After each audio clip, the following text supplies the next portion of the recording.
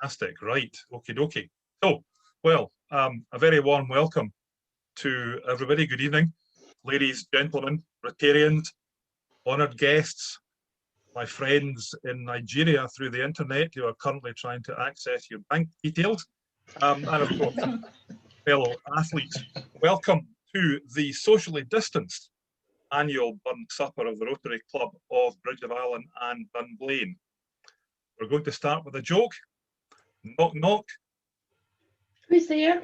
Who's there? I hear you all cry indeed. Knock, knock. Who's there? Who's there? Well, nobody. We're in a lockdown.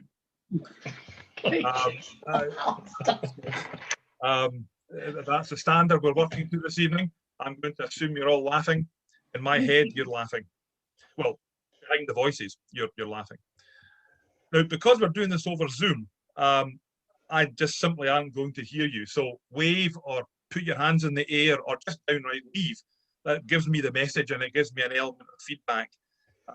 If I'm speaking too loudly, it's because I'm trying to project to the back of the ballroom at Westlands. If I'm speaking too loudly, just tell me to tone it down. That's what everybody else does in the house anyway. A little housekeeping, I think, before we start. There are no fire alarms scheduled for the evening. So if the fire alarm goes off in your house, you're on your own, mate.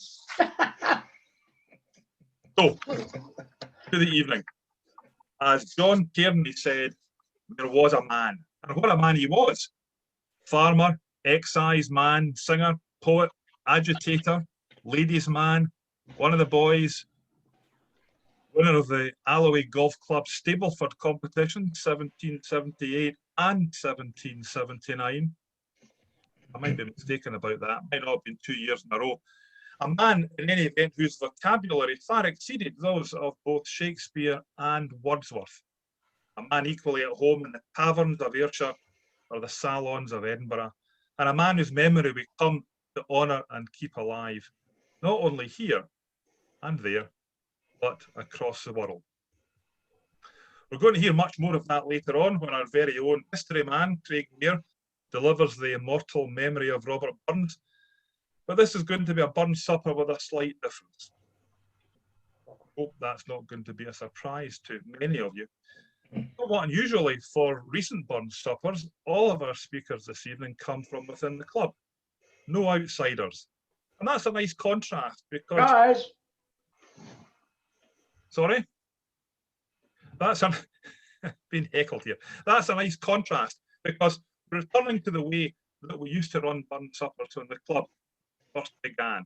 And the interesting thing is that speakers are all from within the club, but we're doing so in a manner that would have been inconceivable to our founder members. Actually, when Craig was charged by council to put this Burns supper together, his first thought was to make it even more complex and combine it with the Chinese New Year. So it was going to be a Chinese Burns supper. And I wasn't going to come, but he twisted my arm. It required no twisting of arms to persuade our first artiste stepped forward this evening. Hugh McCrae is going to recite the Selkirk Grace. It's a popular misconception, I suspect, that the Selkirk Grace was actually written by Robert Burns, but it was not, otherwise known as the Covenanter's Grace or the Galloway Grace. It was written about 100 years before Robert Burns first picked it up and recited it. But as he went on to recite the Selkirk Grace at almost every dinner he went to thereafter, he became synonymous with it. And of course, it's traditional not only at these evenings, but at other Scottish events also. It gives me pleasure to call upon Rotarian Hugh McCrae to deliver the Selkirk Grace. Thank you, Alistair. A Selkirk Grace. Some hae meat and canna eat, and some would eat that want it. But we hae meat, and we can eat, so let the Lord be thanked. But some hate meat, and girn and greet, resisting all coercion. So bless the tatties, bless the neeps, the vegetarian version. And filled with fruits of field and vine. On Zoom, it's much less risky. The one that water turned to wine, we'd ask to bless the whisky. Amen.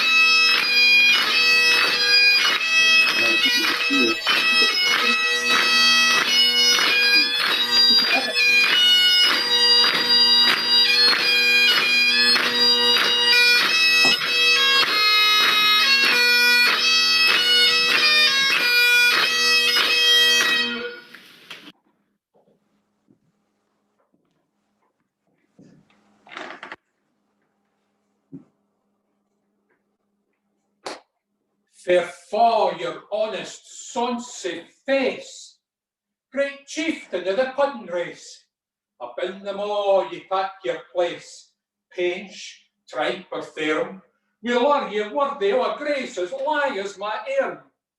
The groaning trench or there ye fill, your hurties are like a distant hill, your pin would help to mend the mill in time o' need, while through your pores, oh, the dews distill like amber beat.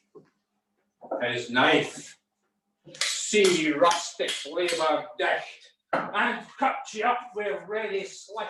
Oh, trenching your gushing entrails brecht like honey ditch. And then, oh, what a glorious sight, warm, reeking, rich. Then horn for horn they stretch and strive, till pack the hindmost on they drive, till all their wheel swell kites belive or bent like drums, and all Gidman mislike their eyes, but I could hums. Is there the French ragout, or olio would stow a sou, or fricassee would mighty spew with perfect scunner? They look down with sneer and scorn for view on sick of dinner. Fair devil, same o'er his trash, as faithless as a withered rash, through bloody flood or field to dash. Oh, how unfit! But mark, the rustic haggis fed, the trembling air resounds his tread, clap in his wally neva blade, he'll make it whistle and legs and arms and heaps will stead like taps of thistle. So your powers will make mankind your care and dish them out their bill of fare. Old Scotland wants nae skunking ware that Japs and luggies her. But if you wish her grateful prayer, gie her a haggis.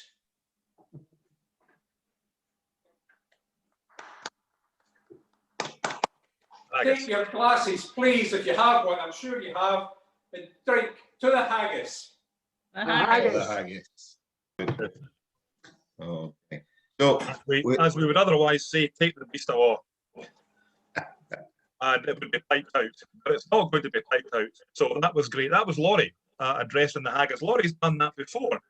You will remember, as indeed does Eve, who's still scraping the haggis off the ceiling from his last performance. Probably best that he does it at home. So well done, Laurie. But Robert Burns wrote the address to the haggis in 1787. And since then, he's always been associated with haggis. So among his many other achievements, being associated with a foodstuff is another claim to fame. If any of you can think of any other famous person who is associated particularly with an item of food, then while we are eating our meal, feel free to send me a WhatsApp or a message through the facility room. And if I deem it worthy, you may get a mention at the end. Although only if I deem it worthy. So we're going to have a break now, and we're going to eat whatever haggis and meats and patties that you have available. We're going to take for about 15 or 20 minutes, and we will resume after that when you are duly fed.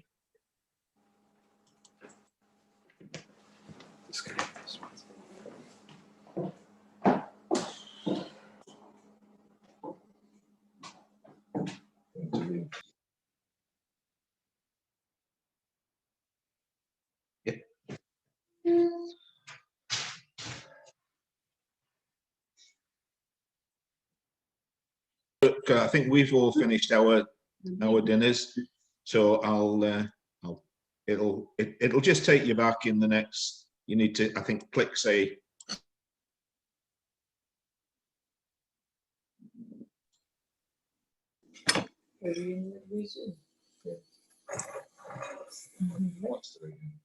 You're done. Without everybody. There's Alistair.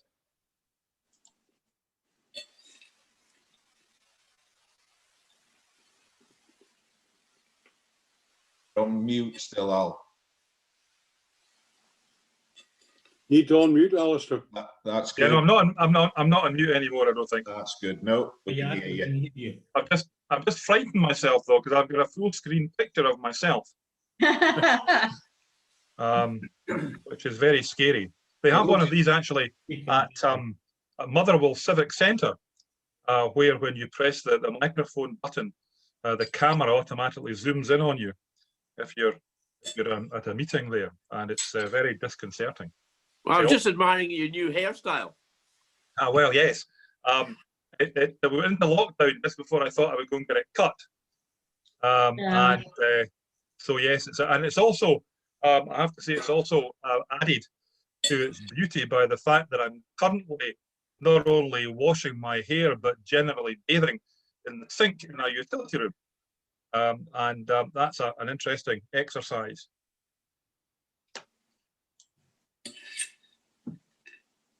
So, yes, my I hair think is... that's too much information. Is there a reason for this, Alistair? No, not really. No, not really. I just thought during lockdown it would be something that we could try. No, the next step is you're out for the hose at the back. Yes, I never thought of that. Yes, well, I'll get somebody else to try that first. Oh goodness, right. I'm now looking at George. No, back to myself again. Bloody hell. Anyway, so if we're all back, which I presume we are, then I hope you have all enjoyed your haggis, your meat, your tatties, and anything else that you could squeeze in. I think that was an excellent idea, Rod, to be able to put us into groups. Otherwise, we would have been struggling, I think, to have a conversation. We had a very erudite conversation in our little group. We were discussing the economy. Oh my God. After the budget today. Indeed, the discussion was how much to spend on a bottle of wine. I think the consensus was 15 minutes. So I think the next entertainment is going to be some dancers from the Queen Victoria School. One of the highlights, I think, of all our burn suppers, and indeed any other occasion where we meet the QV, either they come to us or we go to them, is meeting the young people from there. So we're going to see a dance from them now. Sadly, I can't tell you who the dancers are, nor can I tell you what dance they're going to be performing, nor indeed can I tell you the tune to which they're going to be dancing. Although I think the lack of my knowledge of the tune is more relative to ignorance rather than anything else. It will be a treat to watch no matter what it is. And so here we are, the QV School dancers.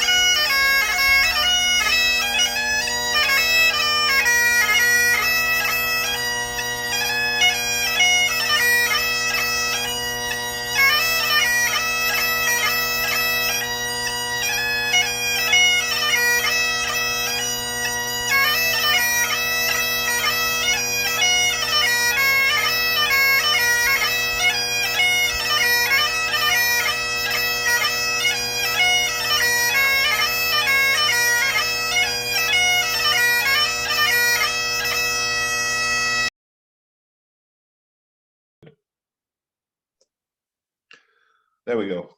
Right, what a feeling of power. Everybody else mute apart from me. So that was the QV School dancers. bit slower than I had perhaps anticipated also, but there you go. Next, this evening, we have Craig Mayer, who's going to propose the toast to the immortal memory of Robert Burns. Craig is very knowledgeable on all things historical, and in order to advance his knowledge, it's important that he keeps up to date with what's going on. Indeed, only this morning he telephoned me to ask if I knew that the local prosthetics shop was changing hands. Now, we'll all know that Craig is meticulous in his research, and that, of course, extends to everything that he does. He's very keen on DIY, and particularly during this lockdown when there's not much else to go. So just before Christmas, he was doing some DIY in the house and took advantage of the fact that the library was open. And he went along to the library and he said to the librarian, does she have any books on shelves? The librarian said, yes, all of them. When he was walking home back down the street, this bloke stopped him and said, why are you carrying an 8-foot-long book? Craig, it's a long story. Ladies and gentlemen, to propose the immortal memory of Robert Burns, Rotarian Craig Mayer.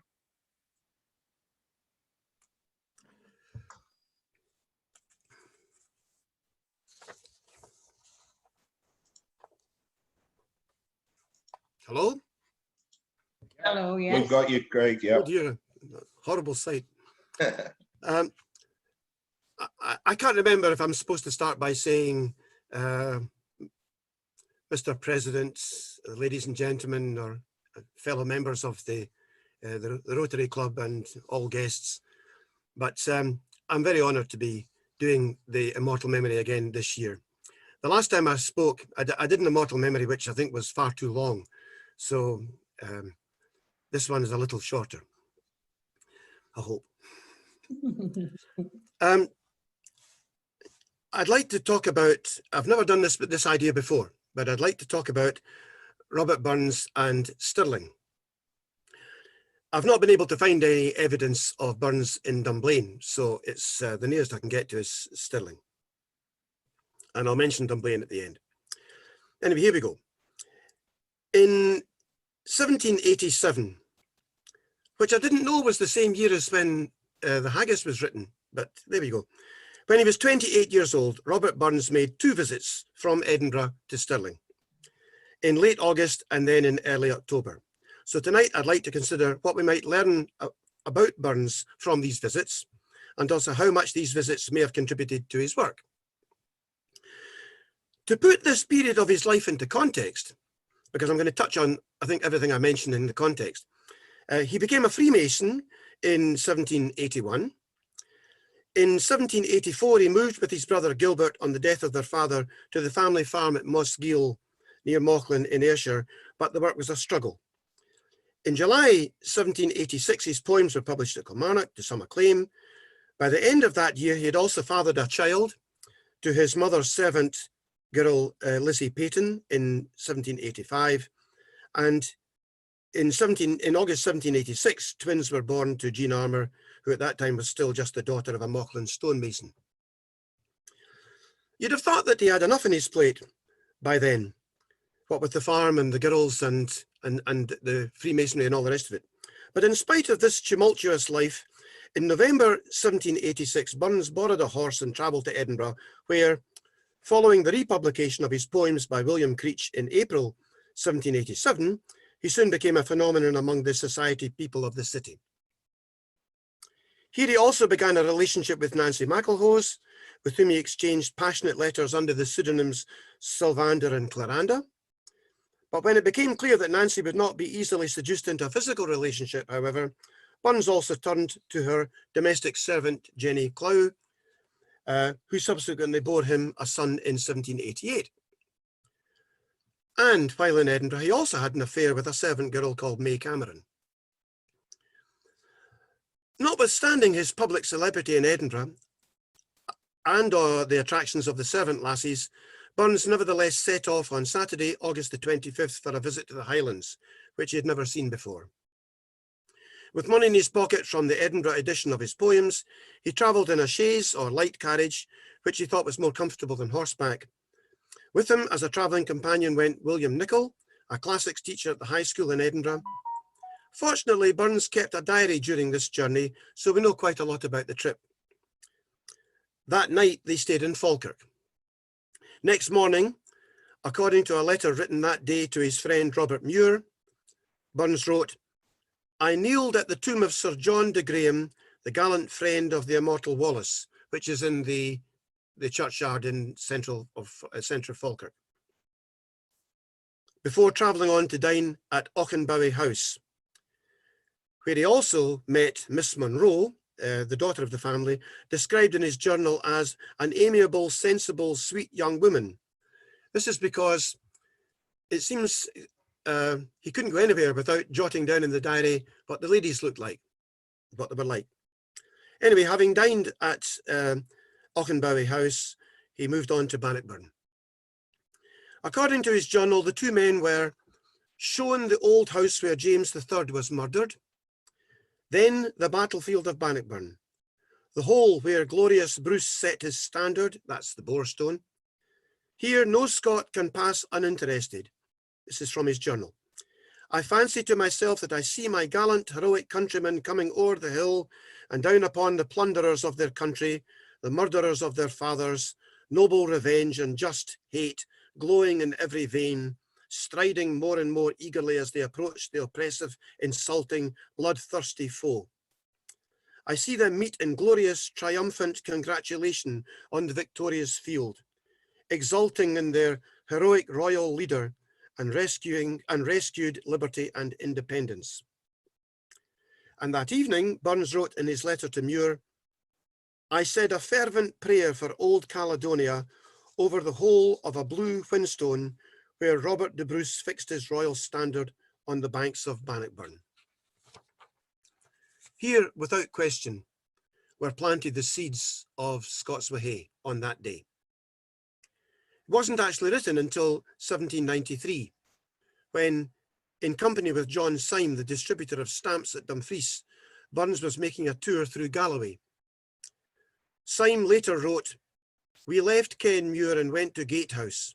I took him the moor road where savage and desolate regions extended wide around.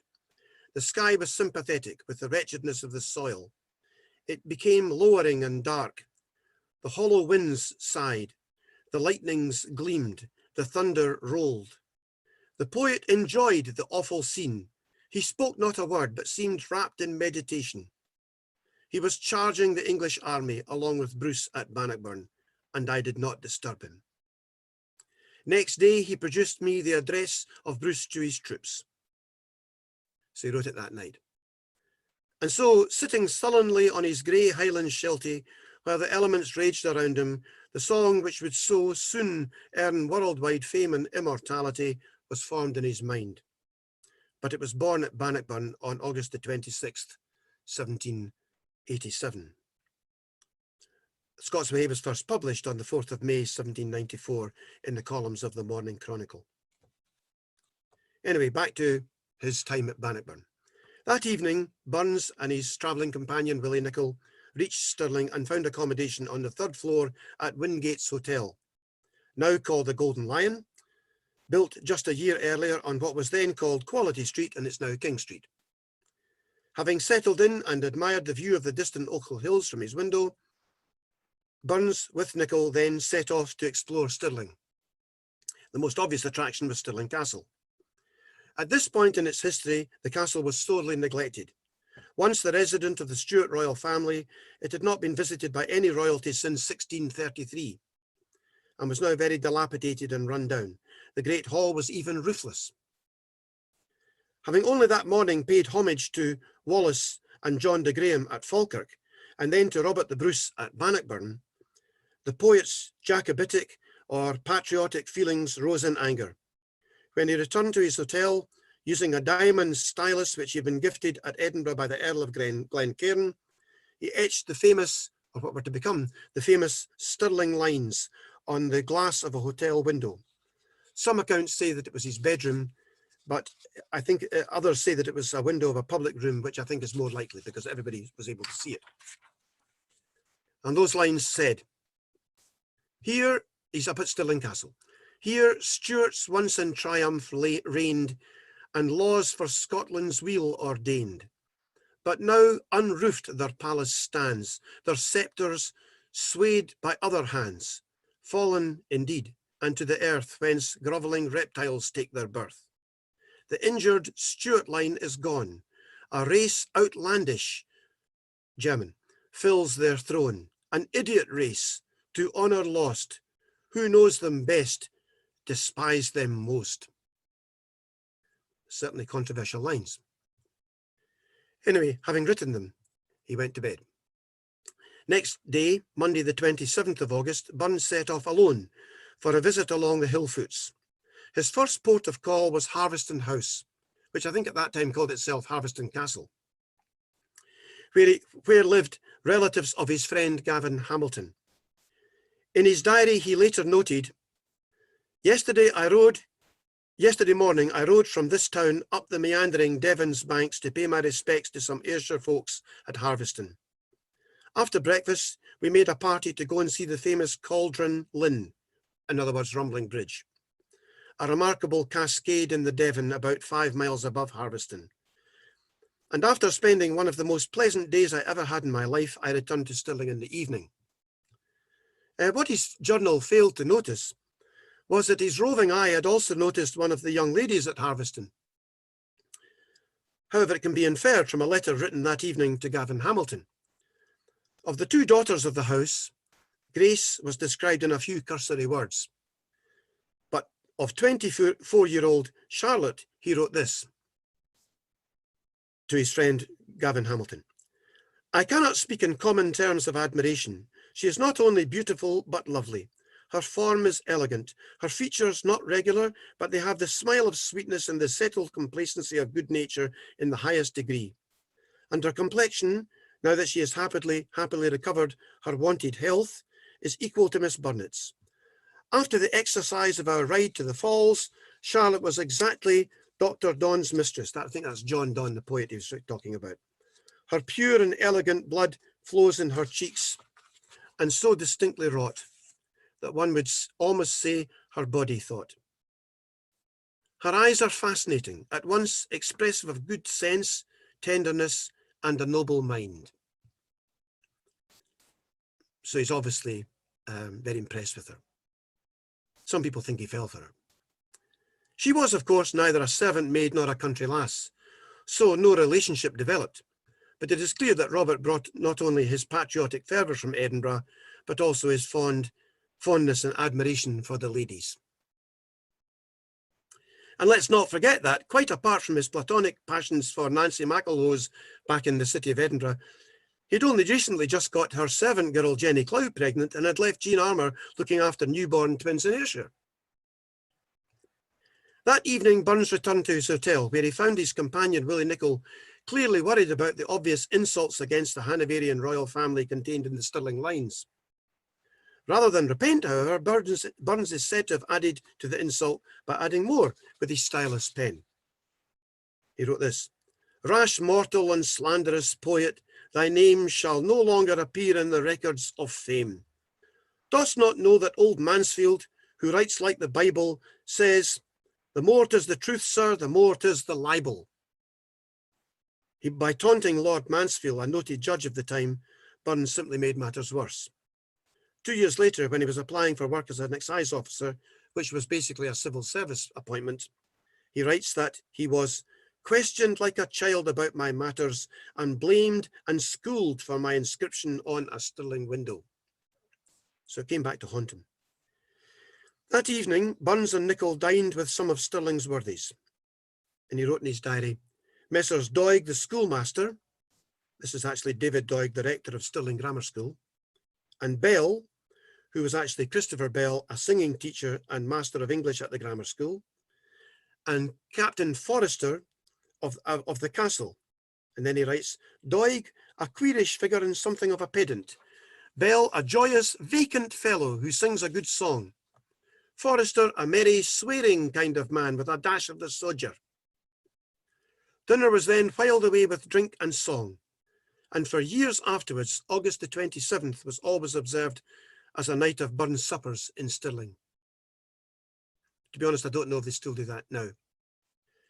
Next morning, Burns had breakfast with Forrester again, Captain Forrester, probably up at the castle, and then went for a last stroll around Stirling. By this time, news of the Edinburgh celebrity had spread and quite a crowd gathered around him in Broad Street. Various gentlemen, including John Ramsay of Auchtertyre, Dr. Doig from the grammar school, and local poet Hector MacNeill, chatted with him. Outside the Tolbooth, local schoolmaster Sandy McLaurin offered him snuff. Little Johnny Dick, who later became Provost of Stirling, later described Burns that day as tall but stooped and swarthy, wearing buckskin breeches and top boots, a deep yellow or buff vest, and a blue coat with yellow buttons. The chatting in Broad Street did not last long, however, and that morning Burns and Nicholl left Stirling for the north. I believe that rather than go by Dunblane, they actually, from what I can tell from his diary, seem to have gone by Glendevon. So I think he missed out on Dunblane. Before leaving this particular visit, however, it should be mentioned here that there is a legend in Stirling which believes that on that day, before he left that morning, Burns also visited the local Masonic Lodge, ancient Stirling 30, which had been assembled, they say, assembled especially for the occasion. This tradition says that he even signed the attendance register, but that the page which he signed later disappeared, and we'll never know if he actually met up with his fellow Freemasons. 3 weeks later, the two men returned from a very enjoyable time in the Highlands to Edinburgh, but soon after, Burns decided to set off on a second trip to Stirling in early October. This time he was accompanied by Dr. James Adair. Burns kept no diary of this trip, but fortunately Adair described it in a letter, so we again know something of what he did and where he went. He seems to have been especially keen to visit Sir William Murray in Strathearn, John Ramsay at Auchtertyre House, and, not surprisingly, the young ladies at Harveston Castle. Burns again took a room at Wingate's Inn, the Golden Lion, and that evening belatedly smashed the window glass on which he had etched the by now notorious Stirling lines. That evening they were also joined by some travellers from Edinburgh, including Willie Nicholl, his companion in the first trip, and a very enjoyable evening was had. Adair wrote that Nicholl shared Burns's wit and power of conversation, the same fondness for convivial society and thoughtlessness of tomorrow. But that many songs were sung, which I mention for the sake of observing that when Burns was called on for his turn, he was accustomed, instead of singing, to recite one or other of his own shorter poems. Next day, Burns and Adair set off for Harveston Castle. He may have been hoping to meet the delightful Charlotte again, but this time he met and promptly fell in love with her cousin, Peggy Chalmers, who'd been away on his first visit to the house in August. Bad weather forced him to stay several days, probably 8, at Harveston, but they seem to have been a delightful time. Burns later wrote to Peggy Chalmers, "When I think I have met with you and have lived more in real life with you in 8 days than I can do with almost anybody I meet within 8 years. When I think of the improbability of meeting you in this world again, I could sit down and cry like a child." Just before she died in France in 1843, she confided to a friend that Burns had proposed marriage to her, but that she had tactfully declined. I think if she knew anything of his history back in Ayrshire, she was probably right to do so as well. She tactfully declined, preferring to remain just good friends. But she did continue to receive letters and songs from Burns thereafter. One day, while at Harveston, during a lull in the bad weather, Adair and Burns went to visit Clackmannan Tower, where lived Mrs. Catherine Bruce. Although over 90 years old and almost unable to speak because of a paralytic condition, she proved a welcoming and warm hostess to the two men. She was a descendant of King Robert the Bruce and showed them the Scottish King's mighty sword and his battle helmet. I know that the sword today is possessed by Lord Elgin, is now his descendant too. After dinner, her first toast was "Awa Uncas," in other words, away the strangers, sharing with Burns a common dislike for the Hanoverian royal house which now ruled Scotland. She then decided to use Bruce's sword to knight both Burns and Adair, remarking that she had more right to confer that title than some people. Local legend claims that she insisted that Burns give her a passionate kiss before she would knight him. And she was over 90, and he did. A few days later, the weather improved and the two men were able to leave Harveston, returning to Edinburgh via Kinross and Queensferry. So that was the last of Burns in Stirlingshire. What can we make of Burns and his visits to Stirling? It seems to me that three strong characteristics of the bard can be seen at Stirling during these days. Firstly, his great sense of Scottish history and patriotism to the Scottish Stuart kings. Bannockburn and Stirling Castle seem really to have moved him. And as we've seen, this resulted in Scots Wha Hae being penned later. Then there's also his great charm and fallibility with the ladies, to the point where he seems to have even proposed to Peggy Chalmers while having 3 children to care for back in Ayrshire and another one on the way in Edinburgh. And then, of course, we can see his great convivial personality, whether over dinner and a drink with friends or out in the street with complete strangers who wanted to meet him. So it seems to me these are the 3 characteristics that emerged during his time in Stirling. Other speakers may dwell on the farmer poet or other aspects of his character and qualities, but these are for another time. What of his poetry? Can his 2 visits to Stirling be linked to any of his works? Well, we've seen that his first trip undoubtedly planted the seeds of Scots Wha Hae. That alone would make the visit a memorable one, but there is more. While he almost certainly never visited the site of the Battle of Sheriffmuir, it was pointed out to him in the distance, and in due course appeared in the entertaining poem The Battle of Sheriffmuir in 1789. It features 2 shepherds talking about the battle which they had just watched and arguing about which side had won. There's also his poem The Banks of the Devon, written in 1787, and By Allan's Stream from 1793, which begins with the lines, "By Allan's stream I chanced to rove, while Phoebus sank beyond Ben Ledi." And there are also his poems to Peggy Chalmers at Harveston, one of which begins, "Where, braving angry winter's storms, the lofty ochels rise, far in their shade my Peggy's charms first bless my wondering eyes."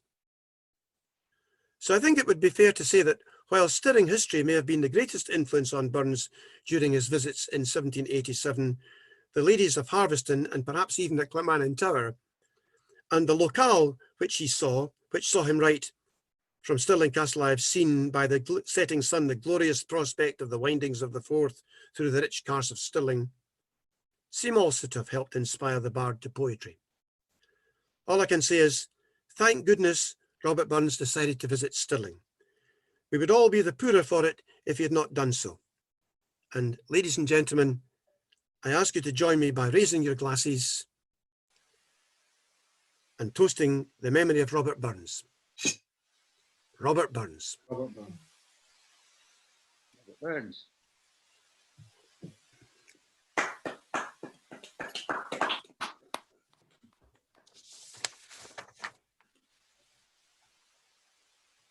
Craig, that was great. Thanks very much indeed.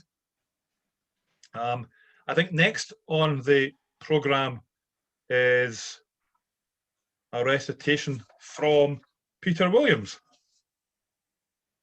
Peter's first and native language is, of course, Lowland Scots, and so Tam O'Shanter is a poem that he would have heard at his mother's breast, and he will have developed a keen ear for that during the future years. As a qualified doctor, Peter's been keeping a close eye on the pandemic and is very interested in that. And in addition to the new mutated strain of COVID, Peter has also discovered that there's a new strain of head lice, which is largely resistant to conventional treatments. Apparently, it has doctors scratching their heads. Peter went to the doctor recently and said to the doctor, "Doctor," he said, "I'm addicted to Twitter." The doctor said, "I don't follow you." So before, I'm just going to cut that next joke out. Before we go any further, I'm going to invite Rotarian Peter Williams to give us a recitation of the epic poem Tam O'Shanter. Thank you very much, Mr. Chairman. Can you all hear me? Yes. Great. Okay. Tam O'Shanter. When Chapman Billies leave the street and drouthy neighbours meet, as market days are wearied late and folk begin to tap the gate, we sit boozing at the nappy and getting fou and unca happy. We think they are the Langs, Scots, Miles, the Mosses, Waters, Slaps and Styles that lie between us and our hame, where sits our sulky, sullen dame, gathering her brows like a gathering storm, nursing her wrath to keep it warm. This truth found honest Tam O'Shanter, as he a night for air did canter. All there, when her tune surpasses for honest men, aye, and bawdy lasses.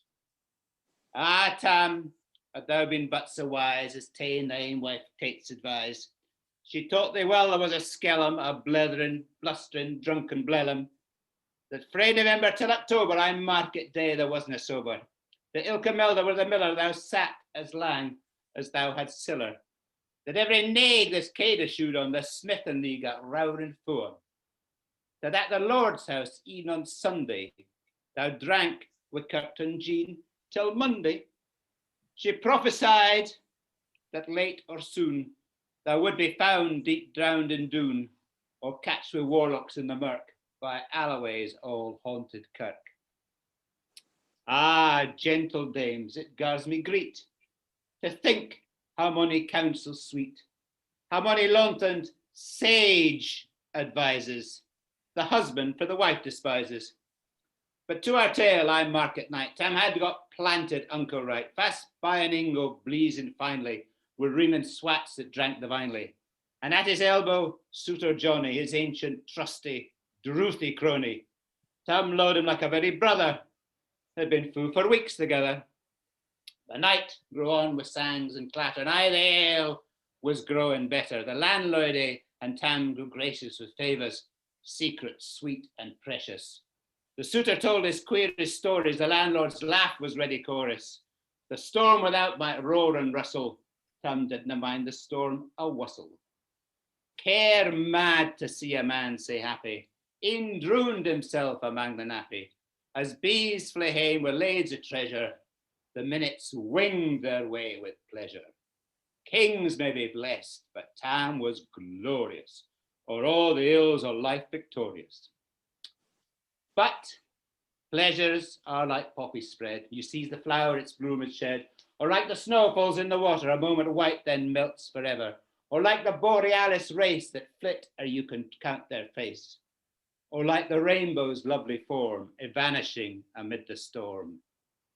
Nae man can tether time nor tide, the hour approaches Tam on ride, that hour o' night's black arch the keystane, the dreary hour he mounts his beastin', and sick a night he tacks the road in, as ne'er poor sinner was abroad in.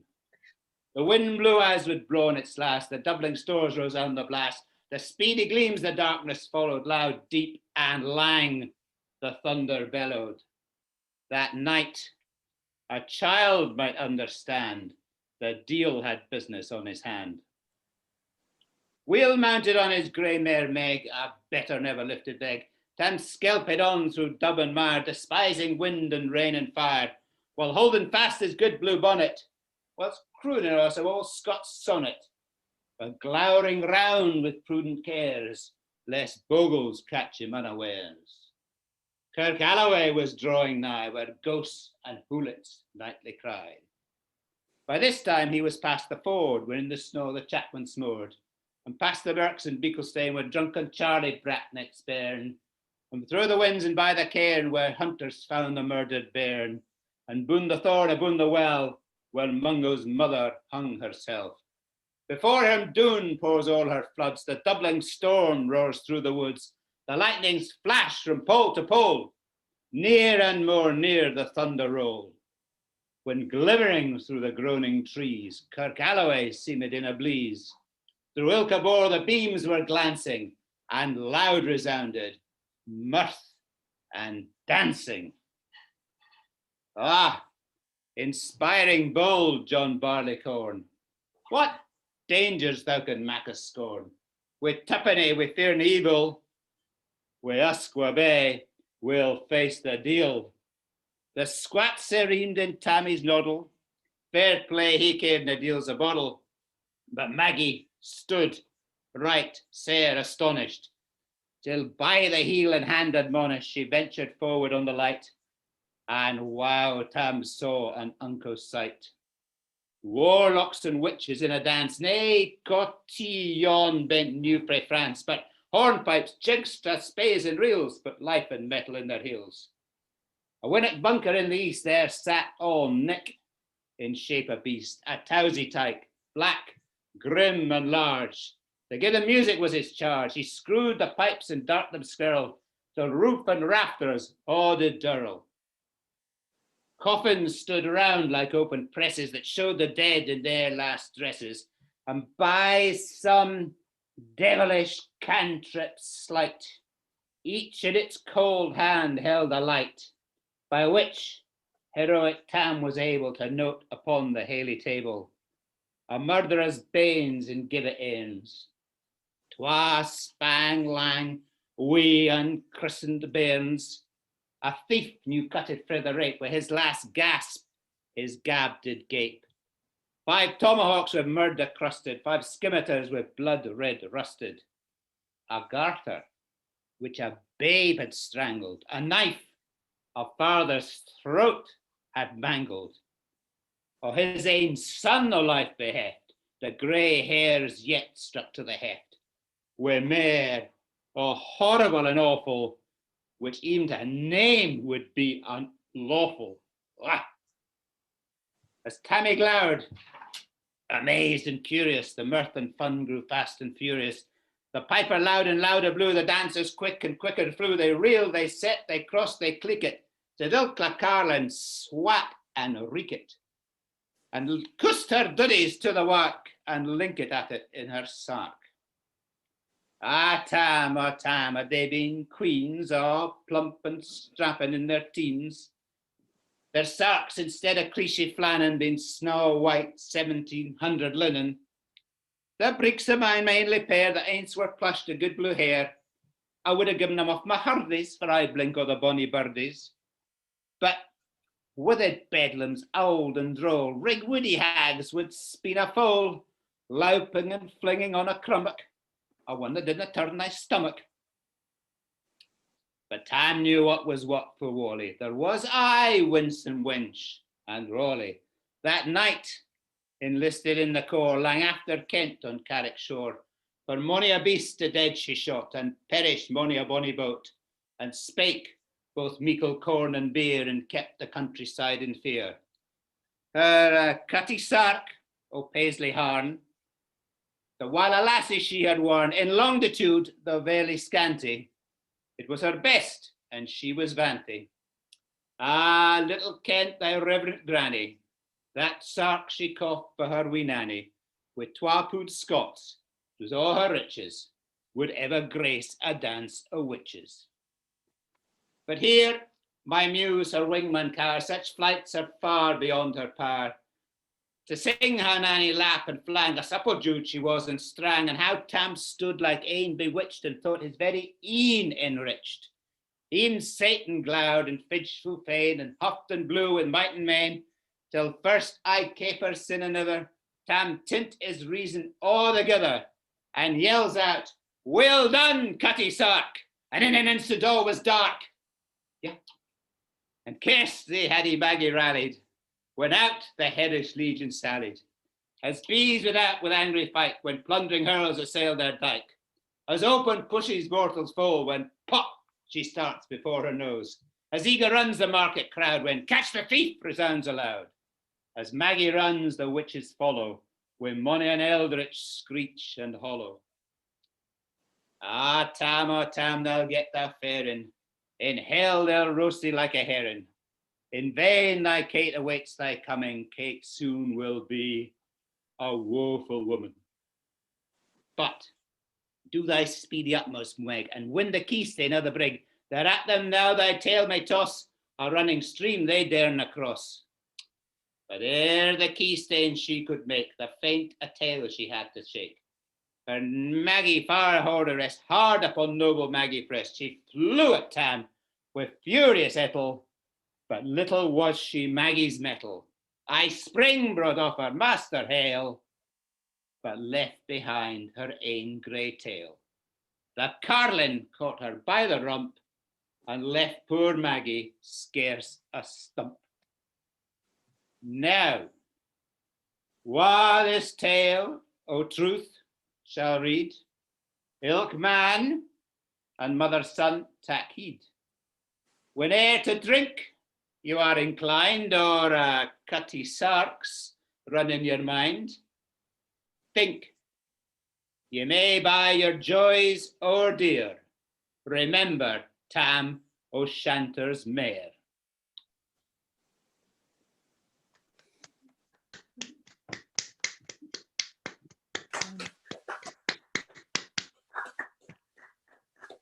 Well done, Peter. That was great. Even though the lights went out at one point. Well done. That was fantastic. I always think that for all that Tam O'Shanter is a comic, dramatic, epic poem, I think that it's overlooked very often that it contained some really beautiful lines. I think the lines like, "But pleasures are like poppies spread, you seize the flower, its bloom is shed, or like the snow falls in the river, a moment white, then melts forever." I think that shows an element of beauty in addition to something which is usually deemed to be quite comic. You certainly don't find lines like that in Dangerous Dan McGrew, do you, Hugh McRae? So the next item on the programme is, no, it's not. Oh, it's a toast to the lassies. I was thinking that it was the QV. We've got a Q. You have a QV. It is the QV, yes. I'm looking at the wrong programme. Indeed. It is the QV. You're quite right. That's what my running order said. The one I was looking at said something entirely different. So it is another session from the QV. It just says it's the QV, so I'm not sure whether the...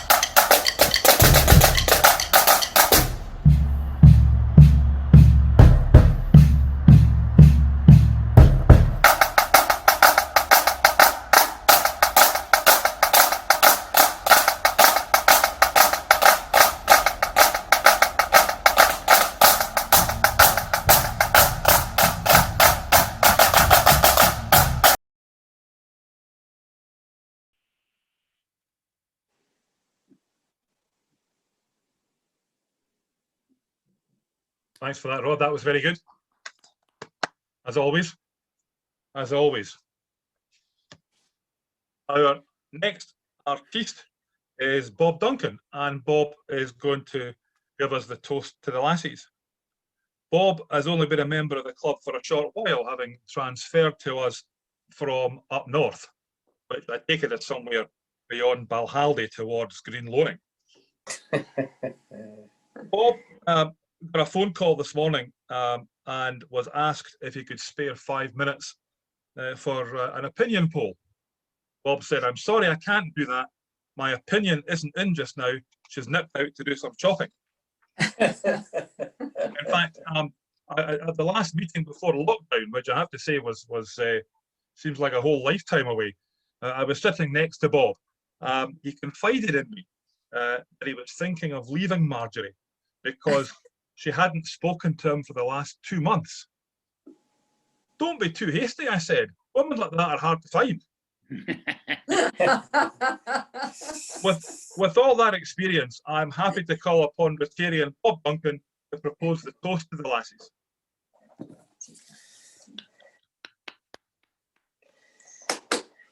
At Mackin's speeches, I'm no hand, but och, I'll do the best I can. To toast the lassies, I'll set out, and a pleasure tea, without a doubt. Green grow the rushes, oh, green grow the rushes, oh. Of all the hours I've ever spent, were spent amongst the lassies, oh. I was told just the other week by the groundsman at Dunblane Golf Club that a naked, well-endowed man wearing nothing but a paper bag over his head ran across the 14th green. 3 distinguished ladies were playing. "That's not my husband," said the first lady. "It's certainly not your husband," said the second lady. The third lady was obviously the president, said, "He's not even a member of this club."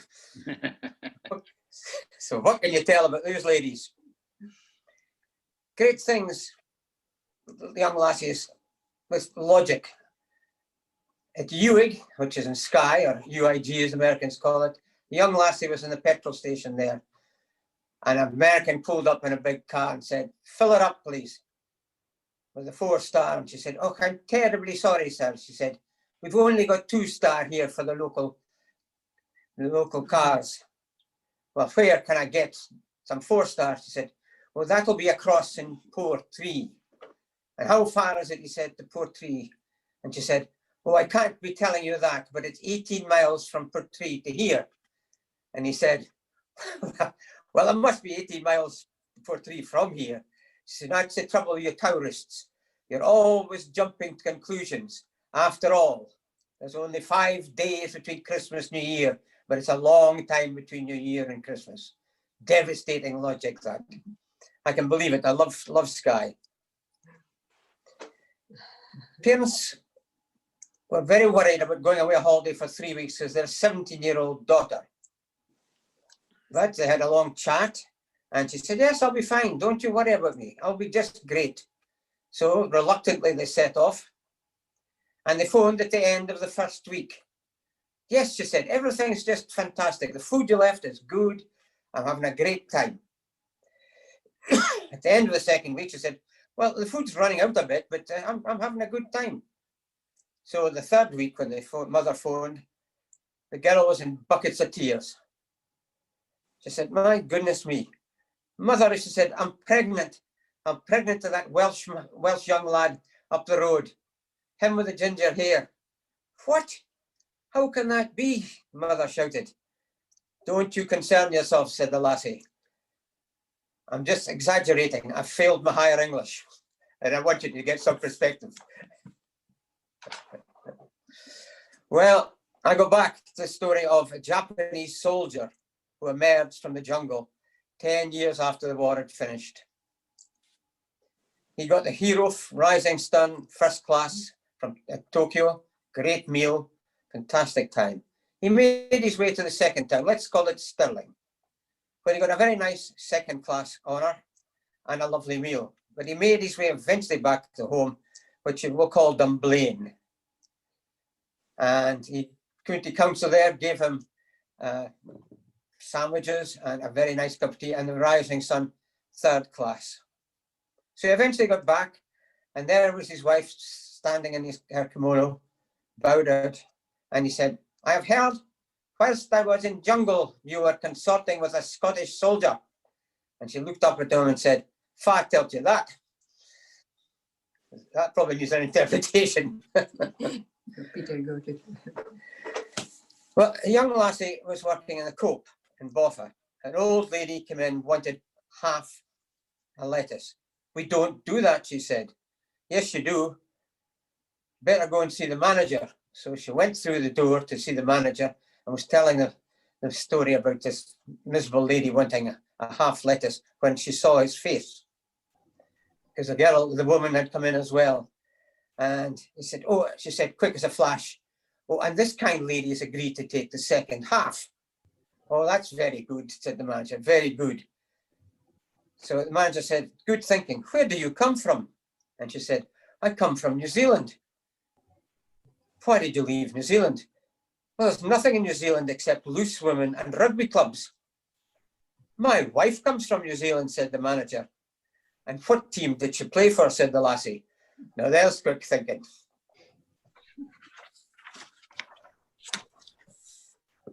Together we stand here in praise for the lassies here amongst us, and also in our days.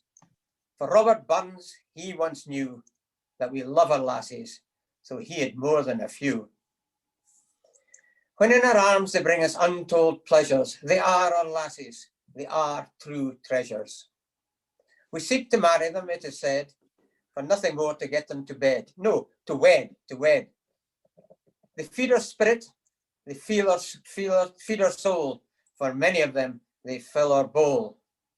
They care for us, they keep us well, so occasionally they make us feel like heaven, not hell. They teach us manners, they teach us style. For many of us, that takes a while. They improve with age, while we do not. That's certainly true, looking at you lot. For the parcel of our rogues I hear say tonight is truly amazing. Our lassies don't take fright. So they put up with our habits, and we have all sorts, such as control of a remote and preoccupation with sports. For our lassies, we would walk 500 miles, all because of their feminine wiles. Over heathery mountain and soggy glen, we seek them out now and again. Tonight, we stand here and praise. Join me, lads. Let your voices raise. Prepare your toast. Fill up your glasses. Here's to our bonny lassies. To the lassies. To the lassies. The lassie, okay, the lassies.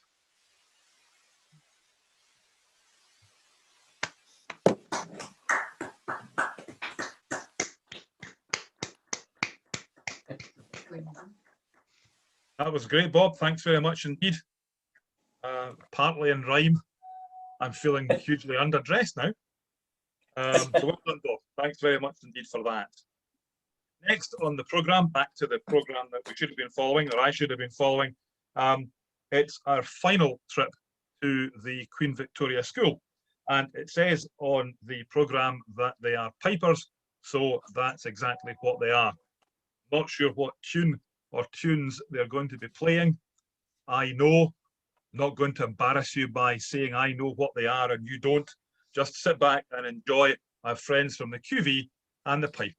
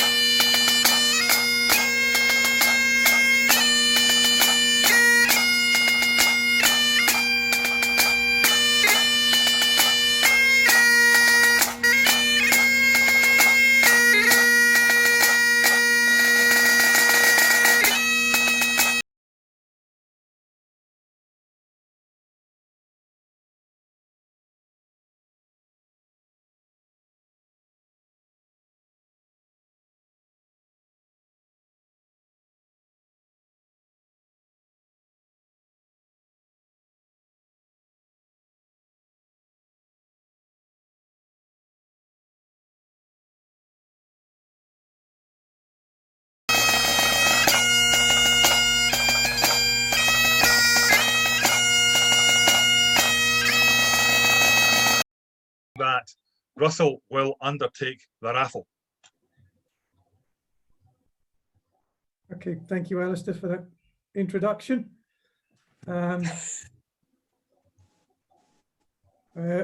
So, thank you all for those of you who've taken part in the raffle. I'm not sure how to get onto the big screen, but You're on the big screen. all right, okay. I can't see myself on the big screen. No. So, okay, right. So, Rod will be doing his Wheel of Fortune to choose this. Thank you for all taking part. So, the first prize up is the bottle of gin.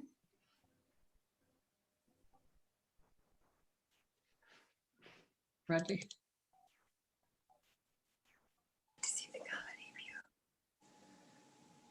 Oh, yes, go on.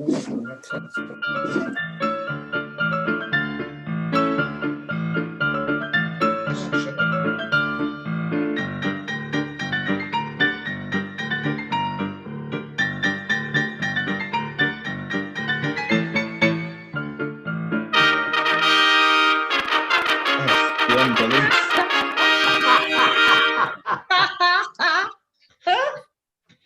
The face.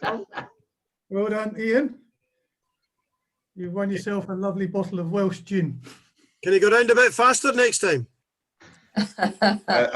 It's slowed down by the bandwidth, unfortunately. Right. So next just- up, next up we have a bottle of white wine.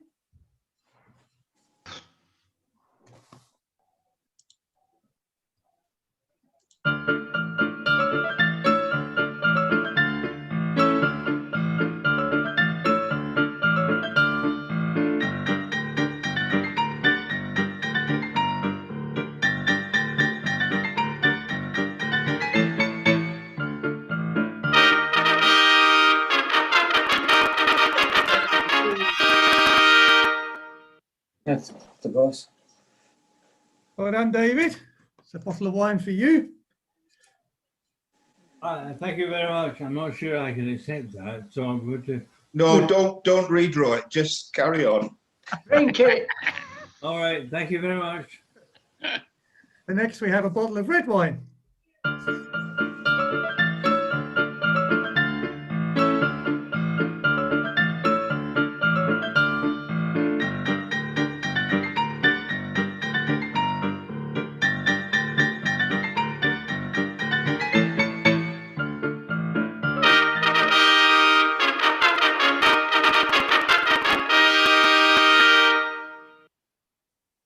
Well done, Russell. We have a bottle of red wine. I'll just give them a shuffle. There we go. We've shuffled them up. Next, just as you thought you got rid of all your chocolates for Christmas, we have a box of Heroes.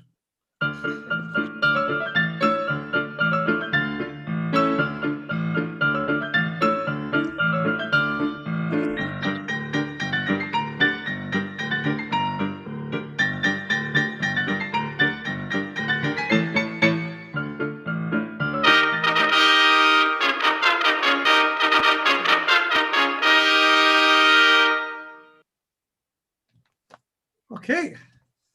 I'm not familiar with the name, but I'm guessing Jill you're Scott. Jill Scott, yeah. Jill. Oh, Jill. Sorry, Jill. No problem. You've won a box of Heroes. Good. So it's my fault for thinking of Jill with a J. I apologise, Jill. And last but not least, as we've just had Burns Supper, obviously we have to look forward to the future.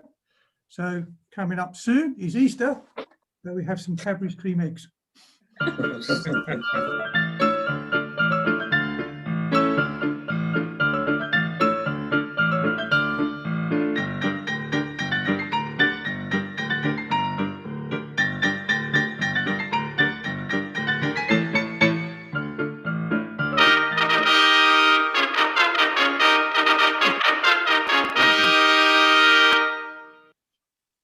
Well done. Cream eggs. I will. That's it for the raffle. Thank you very much. Over the next week or so, I will try and get round to deliver your prizes to you. Apart from, I may have trouble with Stuart, isn't it, Stuart Winton, because I may need to find someone that knows your address. The rest are obviously Rotarians that I can get the address for. But hopefully, as I said, over the next few days, I shall get these prizes out to you. Good, that's great. Thank you very much indeed, Russell. That's what we like. A brief raffle. I have to say, it did look that it was a little bit fixed at the beginning, but it seemed to speed up towards the end. Well disguised rod. Next on the programme, as we draw to a close of the evening, is the vote of thanks, and that falls to me to deliver this year's vote of thanks. I know that we say this every single time, but it doesn't make it any less true. We have such a huge pool of talent within the club that it's nice to be able to sit back and listen to our fellow club members in the company of friends and be entertained. And that's what's happened tonight. Taking us through the evening, Hugh McRae began with what we're going to call Selkirk Grace Plus. A couple of verses that I wasn't familiar with, but that was fantastic, Hugh. Well done, and thanks very much for that. Laurie Orr addressed the haggis with all the vim and gusto to which we have become accustomed, and from a man who's well recognised within the club as the 5th member of ABBA. If you weren't there that night, then you missed a treat. So thank you for that, Laurie. Craig proposed the immortal memory to Robert Burns. Craig's not only read books, but has written them, and that makes him an academic in my eye, and that was an extremely well researched and thought out immortal memory. So thanks very much for that, Craig. All the more surprising given that Craig comes from Bo'ness. Peter Williams gave us Tam O'Shanter. That was an excellent rendition of Tam O'Shanter, and it was interesting, I think, to hear it possibly for the first time for me in quite a few years, without all the theatrics that go with it. It was nice simply to hear somebody clearly and expressively reciting the poem. It was very well done, Peter, and I thoroughly enjoyed that, so thank you for that. Toast to the Lassies was given this year by Bob Duncan. I never think that Toast to the Lassies is a particularly easy thing to do, and more so because Bob's relatively new to the club. Having joined, we promptly went into lockdown. Nothing personal, of course, Bob. But that was really an excellent toast to the Lassies, and getting dressed up as well was just as good. So thanks very much indeed for that. Russell's just given us the raffle. I've written down here that he oversaw the raffle as if it was the sorting hat from Harry Potter. So well done, and well disguised for fixing that some people won. Finally, we come to those Rotarians who have contributed behind the scenes to the pulling of this together. Craig Mayer, wearing his other hat as president nominee, was the producer. He was assisted by David Chisholm as best boy. Jill Adams, working with the interactors, we have to thank her also. But the man round the back with a roll of gaffer tape, sitting in a darkened room, controlling everything and pulling everything together, was Tom's better looking younger brother, Rod. So thanks very much to all of them, and a round of applause rather, to all of them for pulling all this together and having a great night.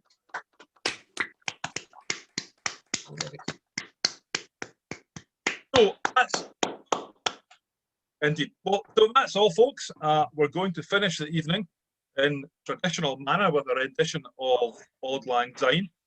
Feel free to join in. Feel free to press the mute button if you think that would be helpful. Remember, you're among friends, so if you feel that you have to mute your sound, then please do. Otherwise, we hope that you've had a good evening, and do have a safe journey home back to your own living room.